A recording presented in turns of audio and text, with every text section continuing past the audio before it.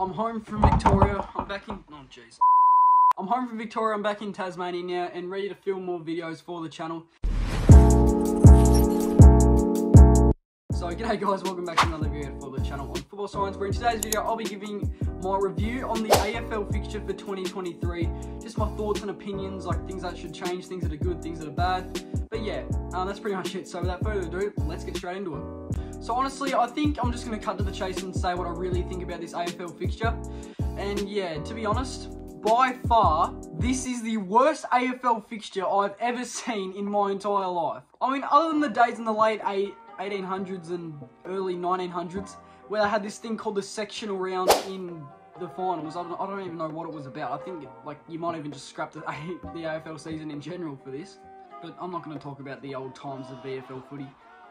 I'm talking about this fixture. So honestly, I just cannot say a single thing right about this AFL fixture. Like it's so bad for 5 main reasons. Like it's kind of adding on, well, some are kind of adding on to each other, but here's the 5 things that I hate about this fixture. So, here's the 5 things I hate about this AFL fixture. Number 1, Gold Coast v Sydney in round 1.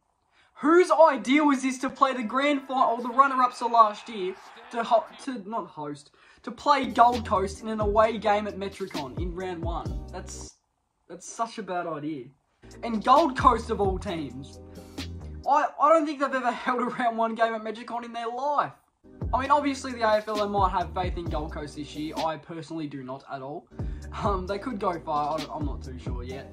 I might do a season prediction video soon. I might even stream one. Anyway, look, I just can't say that's a good idea at all. Sydney, they should hold a home game against Gold Coast instead at the SCG, but obviously we can't change that.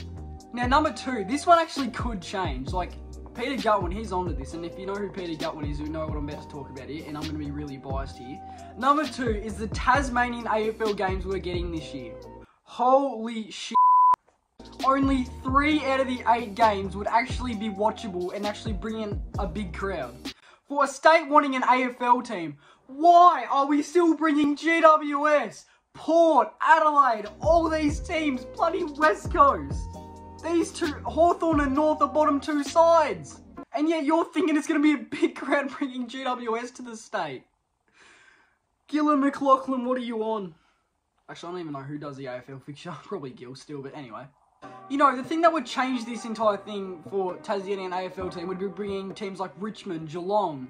Well, they brought Melbourne down, so that's a good thing. They brought, well, the only 3 relevant games that are actually being played in Tassie this year would have to be Melbourne versus North Melbourne, Hawthorn and the Dogs, and what was the other one?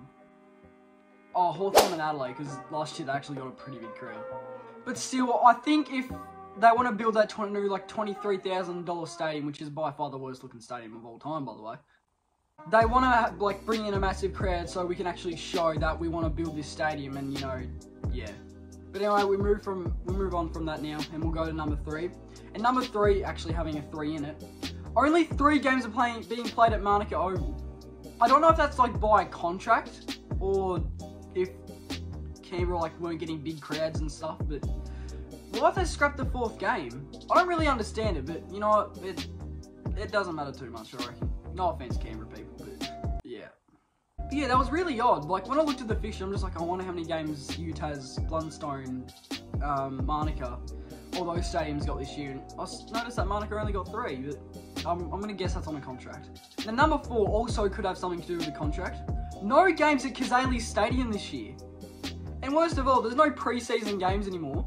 Well, at least for what we know of. And yeah, Kazali Stadium isn't holding an AFL game. I don't understand why that's the case. Like, that'd actually bring in a fair bit of people in Cairns, and, you know, people who get around the Dogs, I think it normally is. Dogs, Gold Coast, Adelaide. Who is it? I think they just swap it around like every year, but now they're just not playing games at Kazali's in the AFL season. But who knows, they might actually give Kazali's a game later in the season, like maybe, could even be a glitch. Now, number 5, this is the main reason actually, so obviously it was in no particular order, but this is the main reason why I hate the AFL fixture. Number 5, and the last reason, the Magic Round. Who came up with this idea to have the first Magic Round in Adelaide of all places? And why are they playing... I've just had a voice crack. Why are they playing games in the Adelaide Hills? What, that ground can hold, like, what, 6,000 people?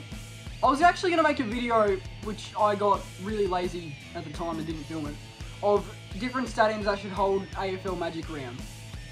Not just the Adelaide Oval. And that's probably another reason about this Magic Round. Why are they having 6 games at the Adelaide Oval? It's pretty stupid, to be honest, this Magic Round.